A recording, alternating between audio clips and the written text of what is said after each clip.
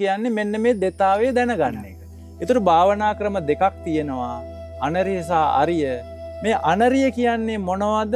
අරිය කියන්නේ මොකක්ද කියන එක අපි පැහැදිලි කරගන්නට ඕන. එහෙමයි. ඒතර අනරිය භාවනාවක කරන්නේ කසින වැඩිම.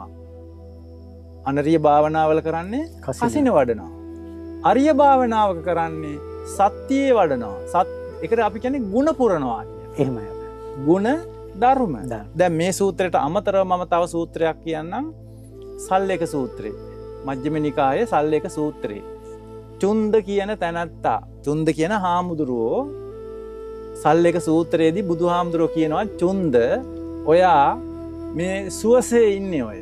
ඔයා නිවන් දැකලා නැහැ. ඔයා ආර්ය භාවයට පත් වෙලා නැහැ. ඔයාට ධර්ම අවබෝධ වෙලා නැහැ.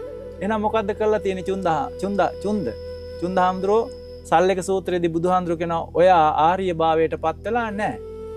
ඔයා ಗುಣ පුරණ කෙනෙක් නෙවෙයි. එහෙමයි. ඒතර මේ දහම කියන්නේ ಗುಣ ධර්ම. ಗುಣ ධර්ම. එතකොට මේ කසිනේක සිත පිහිටවාගෙන ඉන්න කෙනෙකුට ಗುಣ ධර්ම වැඩනවද? නැහැ.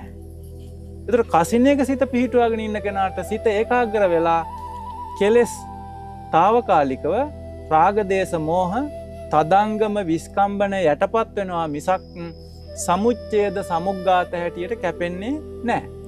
ඒ නිසා අද මේ ලංකාවේ තියෙන සීලම භාවනා මධ්‍යස්ථාන යෝගාශ්‍රමවල අසපුවල භාවනා සෙන්ටර්වල කරන්නෙම බුදුහාමුදුරෝ එපා කියපු අර දුෂ්කර ක්‍රියාමයි කරන්නේ. ඒ හින්දා කිසි කෙනෙකුට නිවනක් නැහැ.